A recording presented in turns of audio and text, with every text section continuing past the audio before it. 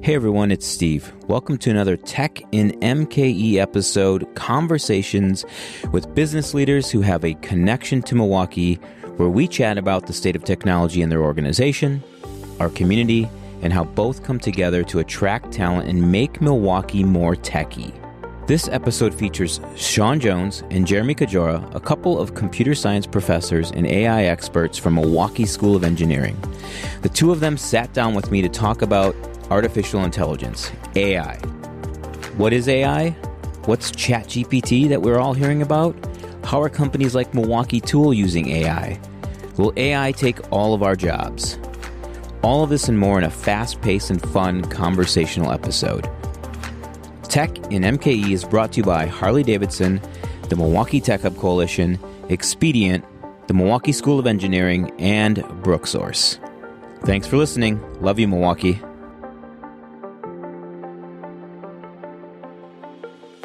Guys, how are you doing today? Good. Pretty good. Good. Well, first of all, before we get into anything, who are you and what do you do?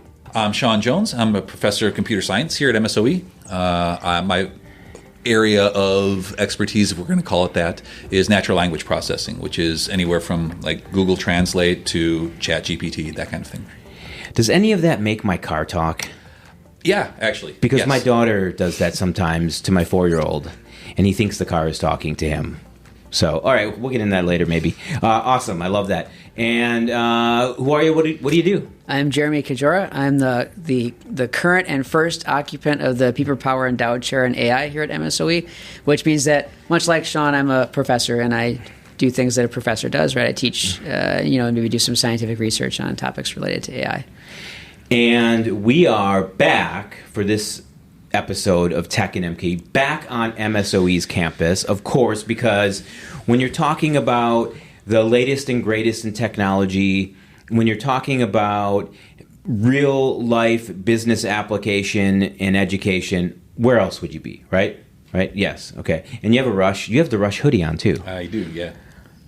This is going to be good talk, I can tell. All right. So we're talking AI. As I hang out in coffee shops and in bars and all too often, the topic of AI comes up, but mostly in the form of ChatGPT. Like that, I think, is the public-facing form of AI to a lot of people, especially non-techies who are, as we talked about kind of before this, afraid of this stuff, curious, interested, intrigued, wondering where it's going to go. What can it do? Is it going to replace them? But can you give us a non-techie overview of what generative AI is, and how it differentiates from other kinds of AI? Are there other kinds of AI? And what is, from a non-technical kind of perspective? So I'll give you my thoughts on it, my 2 cents, right? So I think of AI as automated decision-making, for the most part, right? Every AI capability or system I've ever encountered, and I welcome Sean correcting me if I mess this up, right? That I've ever encountered can be thought of in that way, right? As some sort of automated decision-making capability. And ChatGPT is like that too, right? The automated decision-making that it's doing is deciding what word to give you, right? Given a location in the sentence, although Sean knows a lot more about that than I do.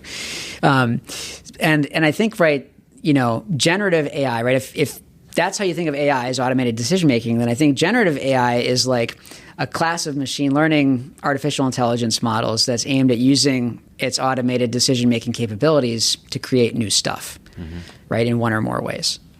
And I'm going to jump in real quick because the way you describe it, it's not like AI was born yesterday.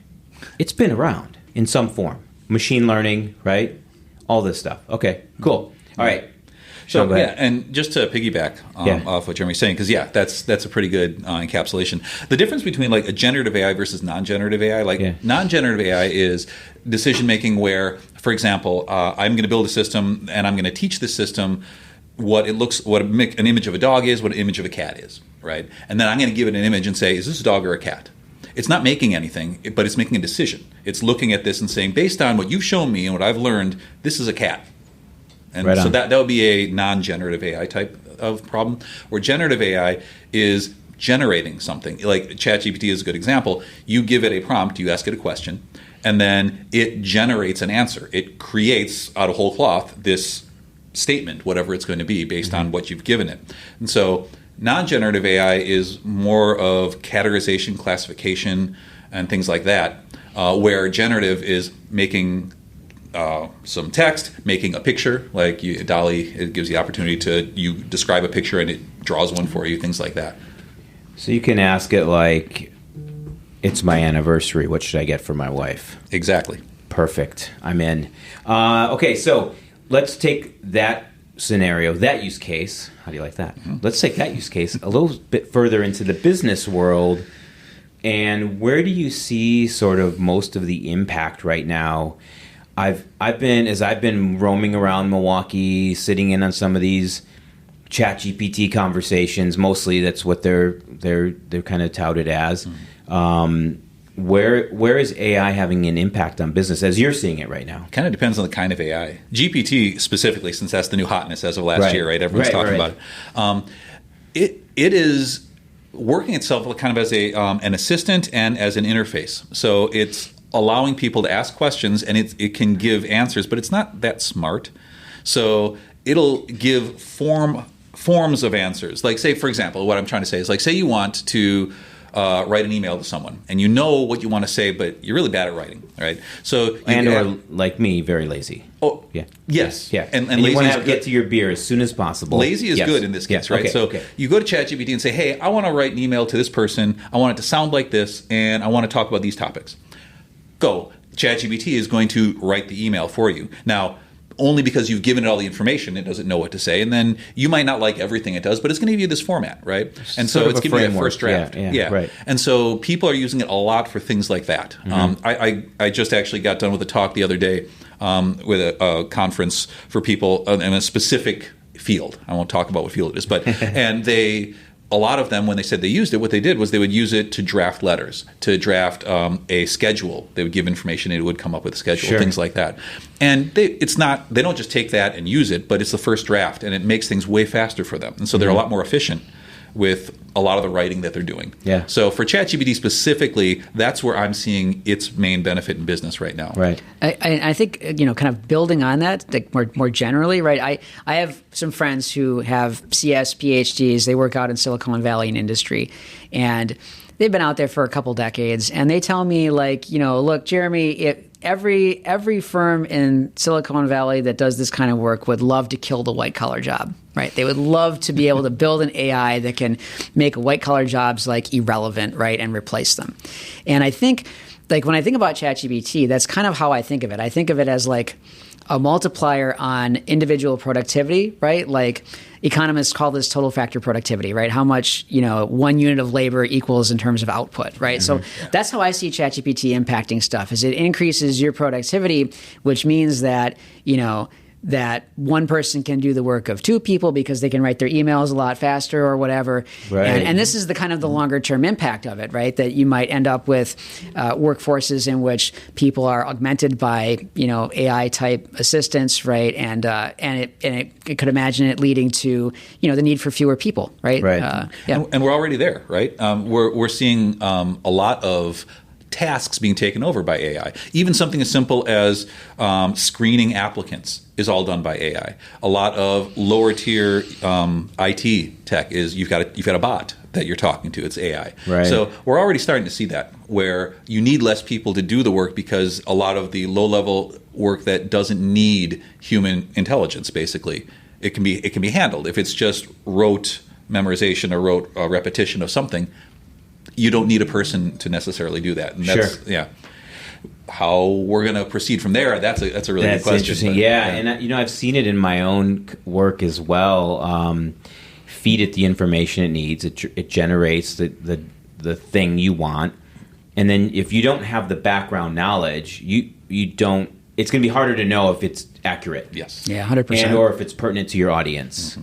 And so to work through that process has been really interesting, but efficiency like crazy. I mean, I can do double the things in a day or 4 hours of work in 15 minutes, just kind of shaping the team that I call ChatGPT. It's my creative team. Okay, so ethical concerns. What is the discussion around that right now? And we can stick on the business side of things. I know as a professor, I got a message sent to me and said, hey, here's a PDF. I didn't know this person. Here's a PDF with 23 business plans. Assume your students are writing their business plans using ChatGPT or AI. I just kind of deleted it and moved on. But what are the ethical concerns in business side or professional side that we need to be thinking about? That could be a whole podcast. This is one of those where to begin situations. I Right? give you the top 100. No, I'm kidding.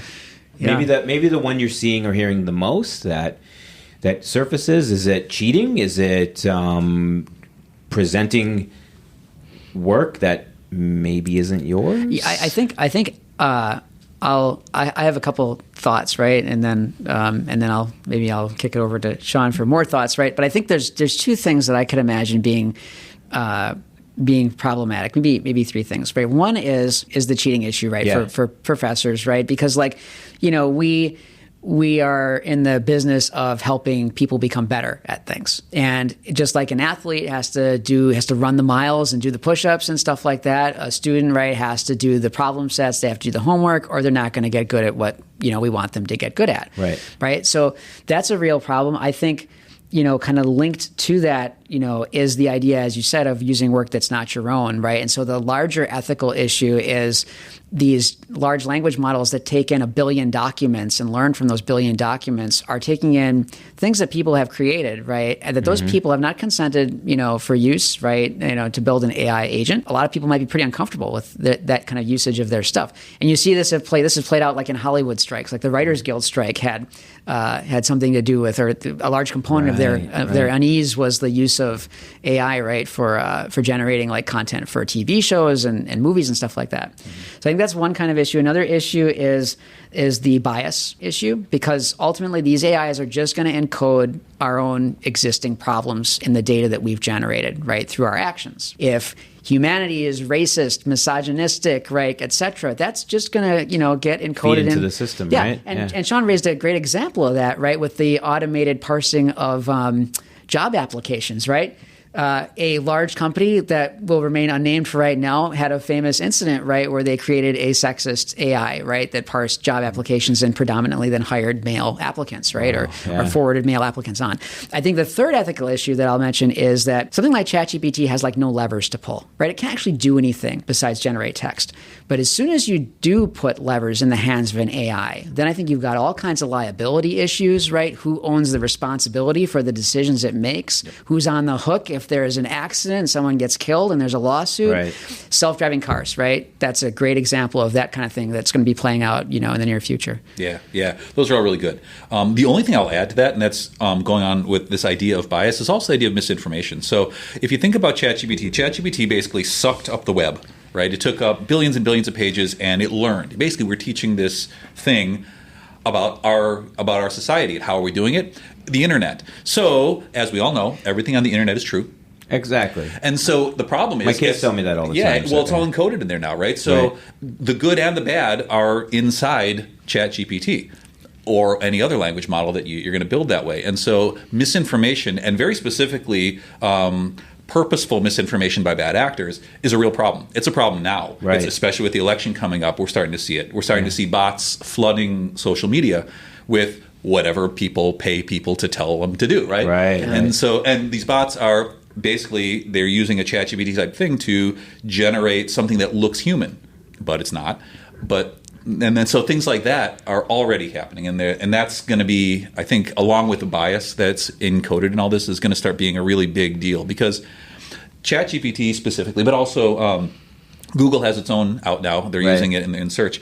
This is going to become, in a very short period of time, I'm going to put my futurism hat on. This is going to become how people interact with computers. I don't know when. I don't know if it's 5 years down the road or 10 years. It'll be the interface. It is. We won't be typing. We'll be talking to, think Star Trek, where you talk to the computer and the computer gives you an answer.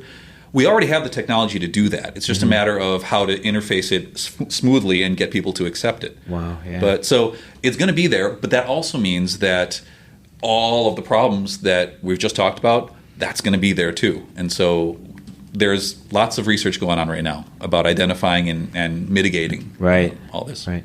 So when you put your futuristic hat on, you had to take your Rush hat off. I'm sorry. Which is stellar. So anyway, all right. So what about locally? What's happening, around Milwaukee in business? Are you seeing, hearing, getting questions? You don't have to name names or anything, but what are?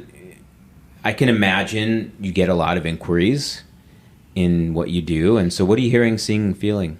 So it's funny you say that. So ChatGPT dropped November last year. That's when it went public. Mm-hmm. Before that, no one knew what NLP was. I offered an NLP class. I had students take it only because they needed an elective. They had no idea what I was doing. Like, they literally went in blind and had just no clue. I'd ask them, why you take the class? And the answer was, I need credits. Mm-hmm. I've heard that a lot too, by the way, yeah. And this was specific to that class because the next term I taught it was after ChatGPT. Everybody suddenly knew everything about it, knew what they wanted to do. Like, it's taken over this consciousness in a big way. Yeah, and NLP is? NLP is natural language processing. Correct, yes. Which is just speaking or interacting with a computer the way we would with our language instead of trying to have to learn the computer's language. Right. And so I have, ever since it happened, I have been getting monthly requests to go out and give talks about GPT. And again, I've worked, this is my 8th year here, 7 years, no one knew my phone number. And now I'm getting all of these calls. Of course, right? Yeah, right. But the questions, and these are businesses or business groups in general, and they're asking some of the things, yes, like, what can we do with this? Right. What do we have to worry about? What are the legal ramifications? I team up with a lawyer that specializes in AI, and we spend like an hour and a half talking about, this is what it is, these are some of the things you have to worry about, that kind of thing. Mm-hmm. And so there's a lot of people and a lot of different businesses that want to know what they can do. Like, they know this is a thing, everyone's talking about it. What can we do to use it? And again, like I mentioned before, kind of being an assistant so far has been what I've seen. Now, aside from GPT, Milwaukee Tool is a great example, and they advertise this, that they're using AI in all of their power tools. Yeah. They're designing them to be smart, to know things like, say you have a drill. AI is going to help determine the torque of that drill, to when the automatic off is going on, how fast it should be going, or whatever. Like, it's trained on that. They spend time encoding that into the tool. So you've got a computer, a very small computer, in almost all the Milwaukee tools now. That's a lot awesome. of the upper level tools. So, is there how real is it that I'm painting the worst case scenario that everyone's AI is going to take over the world and take every job that exists, and it'll just be AI, and we'll all be just hanging out, talking with each other. But what does that look like? Did you think about those sort of things? And are companies worried? Are people worried? I don't know, Sean, what your view is. I think it's complete nonsense. To be honest with you, I think it's complete nonsense. And that's probably like a breath of fresh air for people to kind of hear that too. Maybe, I don't know, right? I think there's a couple things to think about there, right? First is that you did have a lot of prominent people, call for a moratorium on the development of AI after ChatGPT dropped. And it's important to remember that those prominent people, right, have interests involved, right? And many of them may have their own AI capabilities that they've developed, and they now want to kind of freeze market entry, right? Right. So that's one thing to keep in mind, is maybe look at things like that with a skeptical eye. The second thing is, it kind of goes back to what I said a minute ago, right? ChatGPT has no levers. Can't do anything, right? Except maybe you spit some text back to you. We have the choice to give AI levers or not. We always have that choice. I don't. It's hard for me to imagine, right, a situation in which it could kind of accidentally get levers, through its own volition, right? Whatever that even means, right? Since none of these things are sentient anyways, right? So there's no levers, right? There's no levers involved. And since there's no levers involved, it's going to be very difficult to have a Skynet-like situation. Like, we would have to be extraordinarily stupid, right, to create a situation like that. Yeah. And so for these reasons, I'm sort of not super worried about it. I think the more real issue is going to be things like economic dislocation from, like I said before, you're changing productivity, right? Changing worker productivity, and I think the extent to which that's a problem really depends on if AI hits fast or slow, right? If it hits fast and has a huge impact on worker productivity really quickly, I think that's going to create a big structural break, and people are going to lose their jobs. Mm-hmm. I think if it happens more slowly and smoothly, then that won't happen. We won't have people lose their jobs. But what you might see is maybe depressed hiring relative to the world in which there was no AI. Sure. So. Yeah, and I just from what I've seen, I don't see AI slowing down. I have a feeling and a fear that it's going to be fast. that it's just going to be this build up, and then the bubble is going to happen. But yeah, it's not sentient. Like especially ChatGPT, which looks human, and this is the big concern I have with GPT is more of a social aspect. It's people are going to people that don't know what it is and people that don't understand how it does what it does are going to see it and think that there's intelligence there because it can give you answers, right? But it can't. It basically there's a side effect. It's designed to be a chatbot where it just is supposed to talk to you like a person. That's what it's designed to do.